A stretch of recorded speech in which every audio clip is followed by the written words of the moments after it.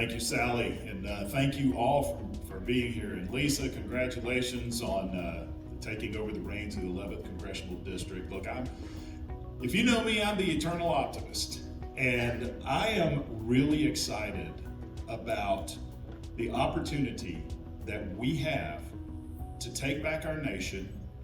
Like, there's an old song that I remember from the 1980s as a gospel music fan. It was by the Steels. And I pulled that song up and I listened to it again. And the song is very applicable to today. If you get a chance, you go on YouTube, go on iTunes, and pull up "We Want America Back."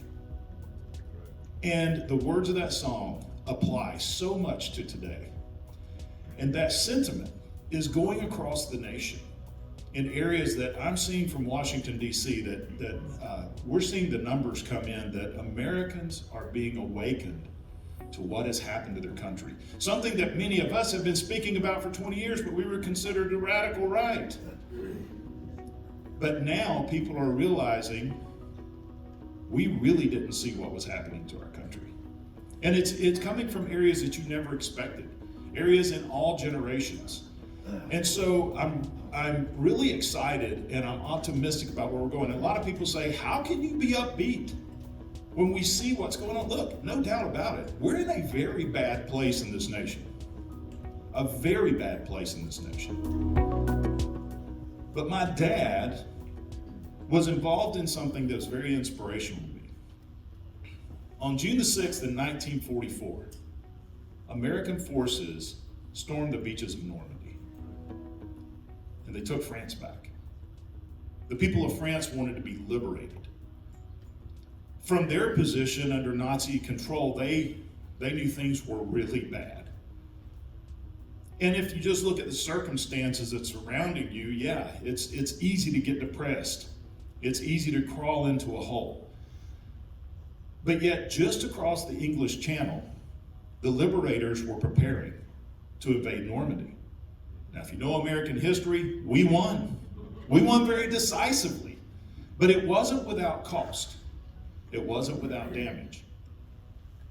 What I see right now is, in relationship to June the 6th, 1944, was when my dad, as a medic, was sent to England to prepare, to train, to prepare, unify, and get the forces ready for the battle that laid ahead. We're at that time period right now. During the last election, I went around telling people, folks, don't listen to what the media is saying, don't listen to what the pollsters are saying. There is a good chance that Republicans could take control of the House of Representatives. We will gain seats. Everyone else was saying, no, Republicans are going to lose at least 12 to 15 more seats, giving Nancy Pelosi even more control. I didn't see that happening.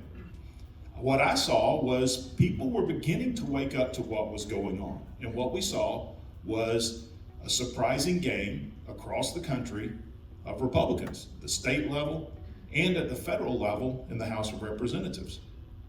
So it ended up through most of this last year and a half, the Democrats have only had a 3 to 5 vote margin. But people ask, how are they able to get done what they're doing? With only 3 or 4 votes that they give them, half the time the squad is driving their agenda, their far left, progressive agenda. It's no longer liberalism, it's socialism, it's communism. It's just relabeled. Now, we used to say that, and people would say, oh, you can't say it's really communism, that's dead and gone. Excuse me. Communism has never left the planet Earth, it's just relabeled time and time again. It's interesting that if you look at the gap that we have, people are saying, look, we need to find a way to get along in Washington. There needs to be some bipartisanship. There is zero chance of bipartisanship on major issues in this Congress. Zero. And if you read anyone who looks at the political spectrum, whether it's Pew Research, which is a nonpartisan, or even more liberal-leaning media, they will tell you that the chasm between Republicans and Democrats is because both parties have moved in opposite directions. Now, they will say clearly Republicans have moved somewhat to the right, which is true. Since Nixon administration, every Congress, the House of Representatives, and to an extent the Senate moves a little more conservative. But the real chasm is because the Democrats have gone off the far left end, the deep end. Their ideology is totally different from the founding of America. Amen. We're going back to get closer to the founding of America, the Constitution, the true intent of the Constitution.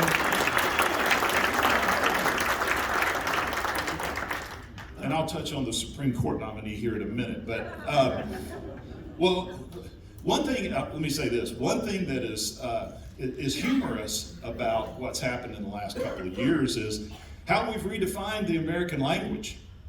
Some people feel like we really have to be careful what we say. For instance, my communications director, my press secretary, his name is Brandon Cochran. Now, you guys would love Brandon. He's got the coolest hobby ever. You know, 11th District, we have the firearms fundraising event where we go to Adventure Outdoors and we shoot, right? We have shooting hobbies. He shoots cannons, real cannons as a hobby, right? How cool is that? That's why he's on our staff, right? The man goes out and shoots real cannonballs at targets. Well, he was at a committee hearing with me in financial services. I'm sitting right next to Maxine Waters because I was leading the Republicans at that time. I got done with my little debate with Maxine. I jumped up and I said, "Let's go, Brandon." And the whole place got quiet. I was like, what did he just say? But it's also changing a lot of things. I don't know if any of you guys are turkey hunters. Turkey season starts today, right, in Georgia. And generally in turkey hunting, you're only allowed to take toms, which are males, except for this year. Because I'm not a biologist, therefore I don't know the difference, right? So there is some positive aspect of where we're going. What this illustrates is the transition that we've seen in this nation. In years past, the difference between the Republicans and Democrats was how we would get to a common end. In a nation that is built upon the concept of individual freedom and liberty, that you are given the opportunity in this nation to seek prosperity, if that's what you desire. If you desire to live in your grandmother's basement and live off her Social Security income, then that's your right too, but don't expect to drive a Lexus. Don't expect to drive a Tesla. Expect to drive a bicycle. We had this idea of personal responsibility that went along with freedoms and liberties. You see, the progressive left, the communist element of this nation, no longer adopts the same end. We believe in individual liberty. We believe in individualism. We all don't follow the same ideas. I am a Christian. I have the freedom of religion in this nation because of our Constitution says I have the freedom to worship as a Christian, but understanding that someone who isn't has the freedom to believe and worship the way they want to. I would like to convert the whole world, but I understand that that is not my role. As a Christian, I am to spread the good news, but you have the freedom to accept it or reject it, right? You have the freedom of thought. When you have a free society, all we do is judge people upon their actions. If you violate the laws of this nation, then you suffer the consequences. If you violate the laws of an orderly society, i.e. you don't want to work, you don't want to get a job, you want to live off your grandmother's Social Security in the basement, then you don't reap the same benefits as someone else. Right? There's consequences to your action. The progressive left no longer believes that. Their entire idea is that we have this homogeneous society of perfection, that there is no carbon output. There are no fossil fuels because they've determined that is what is morally right. That morally right and wrong is determined by their ideology. And no longer are you held accountable for what you do, but more so what you think. that you are not even allowed to think differently than they, and that irritates them more than anything, is that you just don't wholly agree with their weird and stupid and crazy ideas. And you are to be held accountable to that. This is the direction that they're taking the United States of America. This is why we are extremely concerned about the direction we're going. Now, the good news, it's not just us in this room that's concerned. The polling data that we're doing nationwide is showing a massive number of people in this nation are very concerned about the direction that we're going. And it crosses political lines, it crosses racial lines, it crosses almost every demographic, that people are frustrated with the direction this nation is going. Now that puts a big responsibility on us. Because of the way the two-party system has been throughout the history of this nation, we're kind of to a point to where, look, most of these people aren't looking to the Republican Party as the savior. It's just, you guys are crazy, just not as crazy as they are. So we're going to give you an opportunity. This is where they're at. And I'm talking mostly about the independents who are really going to make a difference in this election. Now, we've got several things going for us. One, we still believe in those basic principles that have founded our nation, but we have to be able to articulate that to these people in a way that they fully understand the dangers of big government socialism. Look, there are people out there in certain generations, they really like the idea of the government dictating to you everything you did. They like the idea of government telling you how to think, because government was taking a liberal approach. And if you remember the old adage, if you're 20 years old and not liberal, you have no heart. If you're 30 years old and not conservative, you have no brain, right?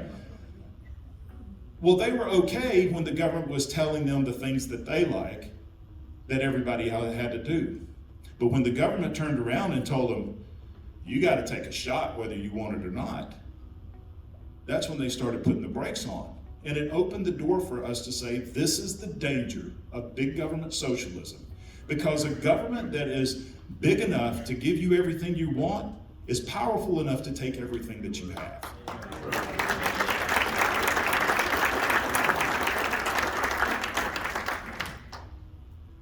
A few weeks ago, it's been about 2 weeks ago, President Zelensky addressed members of Congress. I understand the Ukrainian people because I've been to Ukraine. I've been there helping set up churches, and orphanages, and charities. One thing I learned about Ukraine is when they gained their independence from the Soviet Union, they really desired to institute a government very similar to the government of the United States. In 2003, I went over there. I had formed some relationships with some people in Ukraine. In fact, we had started a ministry because the Ukrainian churches that were growing rapidly, everything from the Ukrainian Orthodox Church to Baptist churches, Pentecostal churches, I mean, it's across the board. Every denomination you could think of here, most of them were there starting churches in Ukraine. So my translator and I were walking around in Kyiv one time, and we were literally traveling throughout Ukraine. I had several meetings set up. And what we were doing is these churches knew that they were dependent on American funds. American churches were sending money to help operate, but they just didn't want to be dependent on American churches. They wanted to be independent. They wanted to be self-sustaining, but the problem is when you come out of a communist country, it takes a while to develop a free market economy to where they can be self-sustaining. So what we would do is collect used clothing here in the United States in these drop boxes, ship them over to Ukraine. When the clothing would arrive at the port, generally the Russian mafia would show up and try to take claim of it. But we found a way around that. Is we found this Ukrainian Orthodox church priest, which still the Russian mafia was afraid of those priests, who had also gotten an ordination as a Baptist preacher, so he's using the title as a Ukrainian Orthodox priest and creating Baptist churches over here. When he showed up to bless the shipment, they didn't touch it. All right? So, yeah, there was corruption in Ukraine. Most of the corruption that we saw then and continued on was still from Russian holdover of Soviet Union bureaucrats who had infiltrated the system there. So they've been going through a huge battle to try to build a nation, and okay, every government does have a level of corruption, but it's usually within a specific sect. Well, as we were helping the churches learn free market and marketing and sales and things they had no idea of being under communist control, some found out that I had been traveling the United States teaching on our Constitution and the founding era. And so a president of the Kherson Bible College, former KGB officer who had found Jesus and left the KGB, formed a Bible college. He wanted me to speak to the students. And I asked, what do you want me to speak about? He said, the founding of America. Okay, that's right down in my wheelhouse. Of course, when you're talking with a translator, a 30-minute speech turns into an hour and a half. But the students were just glued. They wanted more. As we traveled to different cities, each city we went to, I would meet with a mayor or some official. By the end of the meeting, they would inevitably start asking questions about American history. It was intriguing. They were more interested in our history than most of the people in the United States. So I asked my translator one day, I said, look, tell me a little bit. He was one of the revolutionaries that helped overthrow the Soviet Union. He was in college at the time. And I said, as a big fan of Ronald Reagan, I said, from your perspective, was Ronald Reagan the one who was really credited for overthrowing the Soviet Union? You know, Mr. Gorbachev, tear down this wall. He said, well, it was an American president, and Ronald Reagan played a role, but he wasn't the predominant influence. Now that got my interest. Who was it? He said, Thomas Jefferson. If you remember, Gorbachev instituted, by pressure from Ronald Reagan, instituted two programs, Glasnost and Perestroika. Was freedom of speech, freedom of the press. Basically, it would equate to here. And what my translator Vova told me, he said, prior to that, there were certain documents that were banned in the Soviet Union. The Bible was one of those. He said, even though people would tell you no, they would have Bibles on display in churches for visitors that would come over. But the government controlled everything. Two other documents that were banned in the universities was the Declaration of Independence and the Constitution of the United States. He said, during Glasnost and Perestroika, those became readily available. He said, until we were able to read those words in your Declaration of Independence, we had always been taught that the rights that an individual had and the freedoms that an individual had were dictated by the state. So he said, even though we wanted more freedoms, our fight was always to just change the government to a government that would give us more freedoms and more rights. He said, but when we read the idea that God is the one who gives you rights, and those rights cannot be taken, changed, or denied because they're given directly to the individuals upon creation, conception, that those rights are yours forever. That the government's sole responsibility is to protect those rights, and the government operates at the will of the people. He said that was revolutionary. That is what sparked the revolution in Ukraine and across the Soviet Union. As I was in one of the last meetings, I had to ask this mayor. There's a mayor of a town that was just outside of Kyiv, that was where they brought most of the victims from Chernobyl. And as he was asking me questions about American history, I finally asked him, I said, let me just ask you a question. Why is everyone here so interested in American history? And what he said changed my perspective. He said, because we want to become what you were. Did you catch a word there? This was in 2003. I have been talking about, ironically, in my talks about how far we had gotten away in 2003 from the principles of our founding. And I said, what do you mean by you were? And he kind of looked over toward where the border of Russia was. And he looked over, he looked back at me, and he said, while we're becoming what you were, you're becoming what we were. So I tell that story because I fully understand what President Zelensky did when he addressed Congress. If you watched it, he gave us a history lesson in American history. Did you catch that? He was trying to remind Americans of what we've been through. And what he was basically saying is, we wanted to become what you were, and we're still trying to become what you were. And we know, probably more than a lot of Americans, what you've been through to get there, and that's what we want. We don't want to ride, we want ammo. We want to defend our own liberties. They're not asking for U.S. troops, they're just asking for some help to where they can be independent. This is the spirit of Ukraine that I know, that the people I know there. And this is what I believe we need to gain from what we're seeing happen in Ukraine. Is that we need to get back to what we were when we're willing to stand up against the biggest bullies, the most difficult situations, take our eyes off the circumstances that surround us and get our eyes on our cause of freedom, liberty, and the Constitution.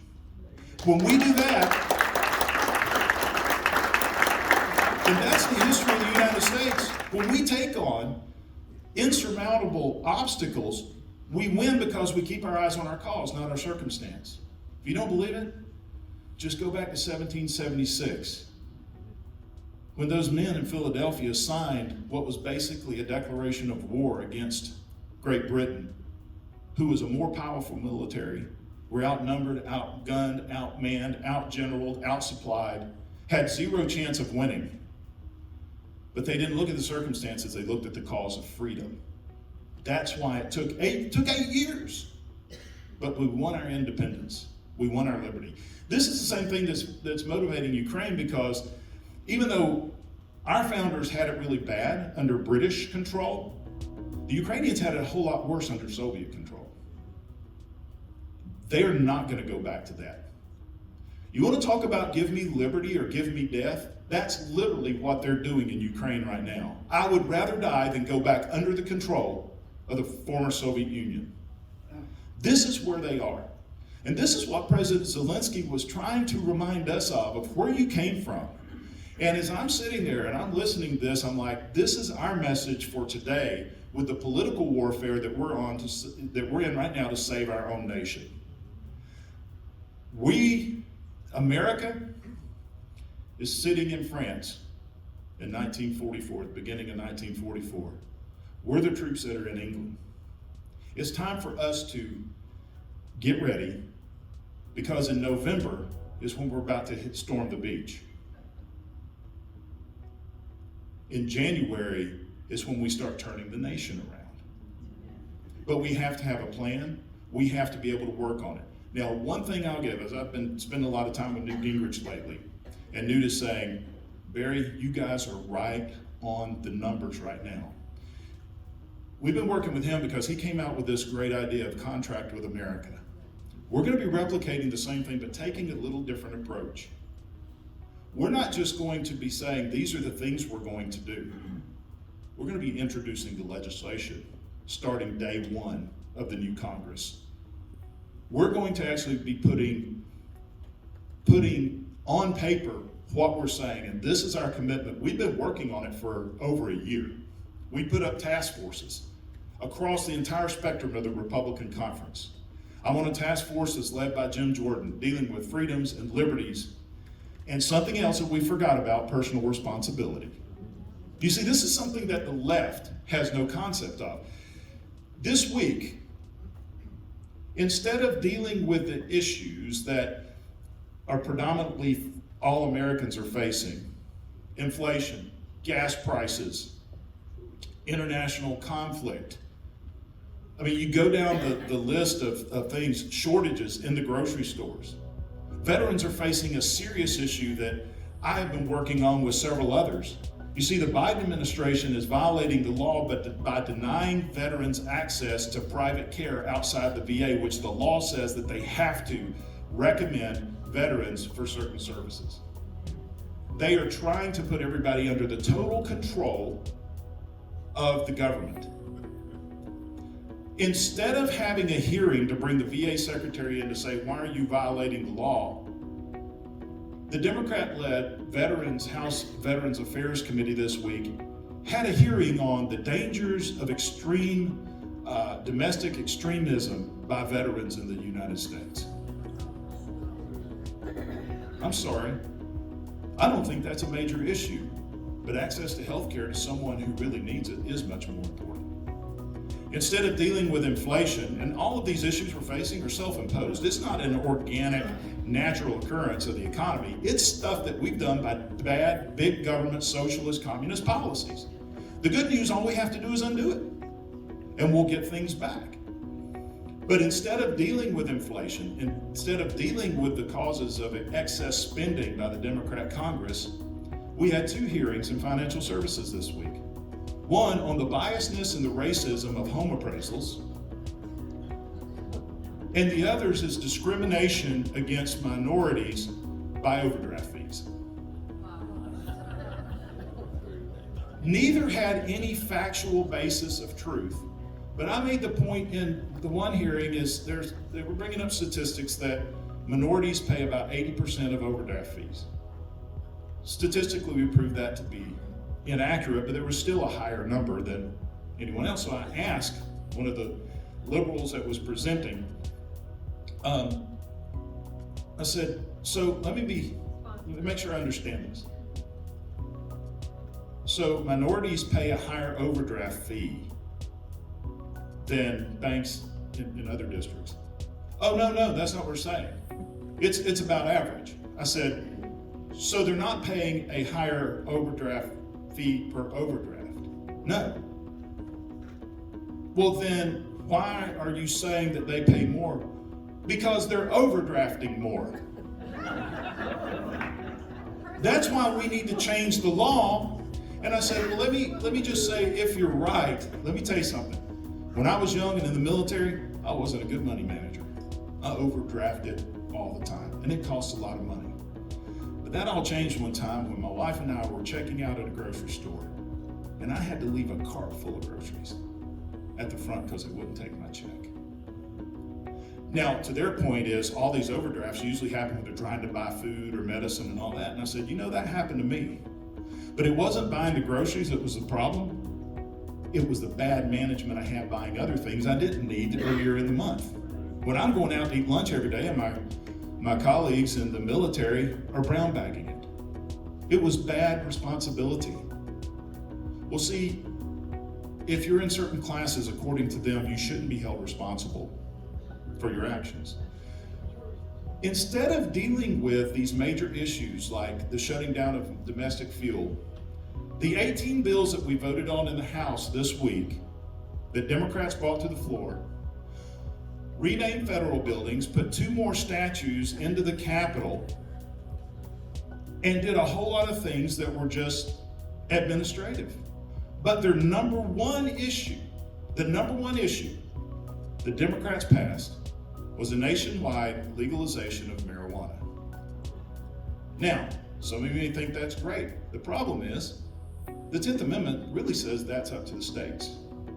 The way that they wrote the law is it circumvents state laws, and get this, even subsidizes marijuana production and growers by giving Small Business Administration loans to those businesses, even if it's illegal in that state.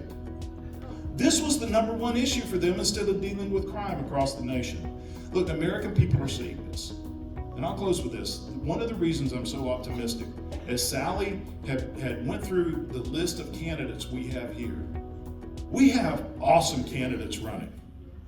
We have a suite of candidates nationwide that are the conservative. Look, you don't find anybody running for office these days saying, I'm more moderate than he is. I don't care what district you're in. You're not running in a primary saying, I'm the more moderate candidate. I'm the one that can get along with Pelosi. It isn't happening across the nation anymore. It's the candidate to say,